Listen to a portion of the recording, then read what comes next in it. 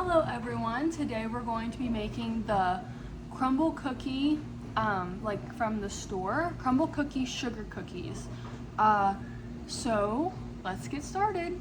Okay, so the instructions tell us what ingredients we need.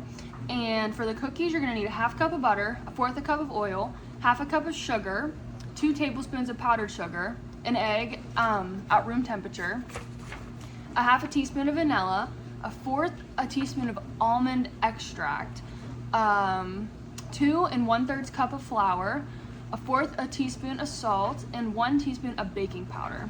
And for the icing, we're gonna be doing 1/2 cup of butter, 2 cups of powdered sugar, 2 tablespoons of heavy cream, 1/4 tablespoon of almond extract, and this says that it's optional, but I think it's a good idea to probably use it, and a teaspoon of vanilla. So let's get right into it. So I preheated the oven to 350, so that's heating up right now. Okay, so the oven's heating to 350, and the first thing we gotta do is cream the butter, oil, sugar, and powdered sugar in a stand mixer. So the butter has to be softened, for the record, I forgot to say that. Also, don't mind my dishwasher, it's going crazy back there. So we're gonna put that stuff in here and we'll be right back. Now I'm adding my paddle attachment, and we're gonna go ahead and clean that all up.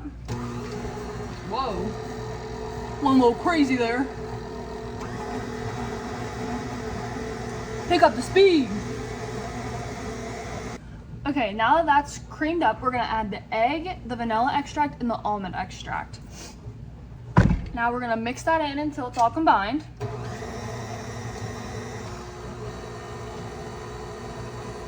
You can really smell the almond. Whoa, a little crazy. Don't forget to be scraping the sides of your bowl as well to make sure that everything's not getting stuck. So that you can get all the ingredients in there. Okay, so now we're gonna add the flour, salt, and baking powder. Okay, now we're gonna lock the mixer down because I'm pretty sure this is gonna start turning into a dough. So we're gonna turn it on slowly because we have flour in here. Easy.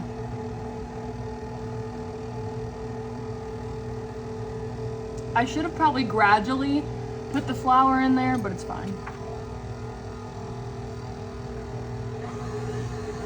Oh, that's a little crazy. Make sure you lock it down too, because if you don't, it's gonna get flying up because this mixture gets a little. All right, let's scrape the sides real quick with our spatula. Make sure everything at the bottom's getting all incorporated.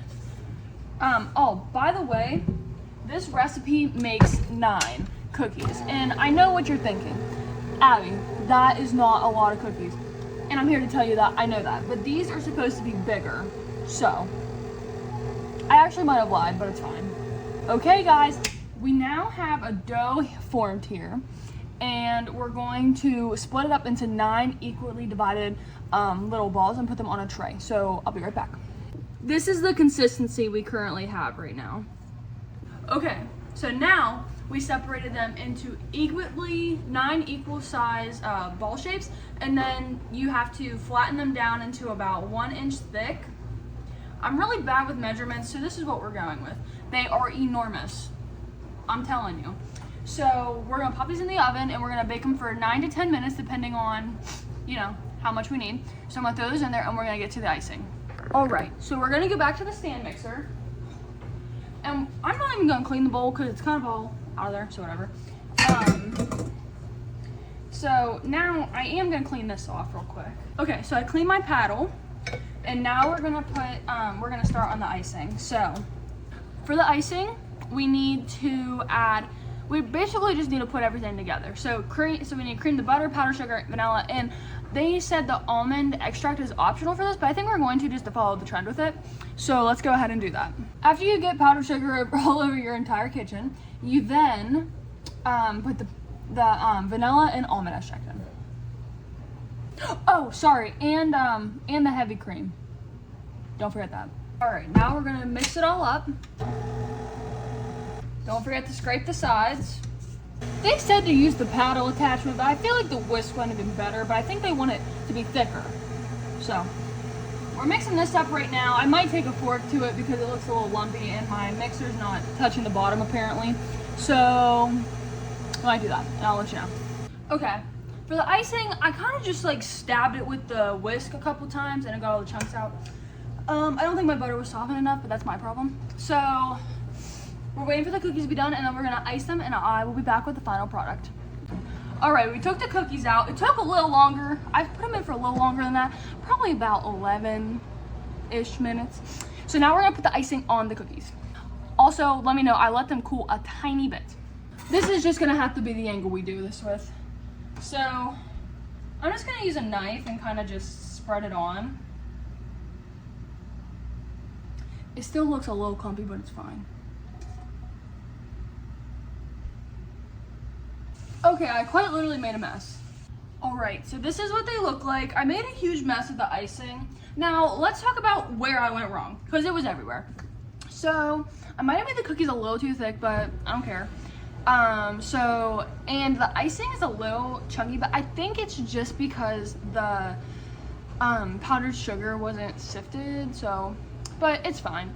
I'm not too strict whenever I cook because it always turns out good anyways. And people always eat it. So as long as I'm not giving someone food poisoning or killing them, I think it's okay. I will admit when I'm wrong, and mom and dad, if you're watching, do not say a word. Anyways, so we're gonna get a cookie and taste test it. All right, here it is. It's literally so messy.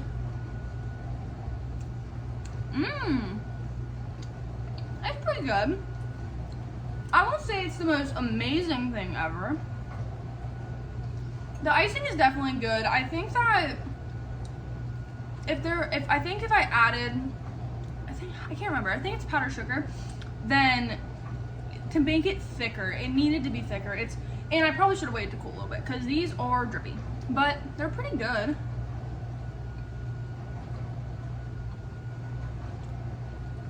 Will I make this again? Not like this. If I make them again, I'm gonna figure out a way to make this icing a lot thinner, because these are a hot mess. But I'd probably give them about a 6 or a 7 as is. Bottom's a little burnt. But I think they're a really good sugar cookie. I mean, considering what we went through, I think it's really good. So let me know if you guys want to try it. It's really good. Bye.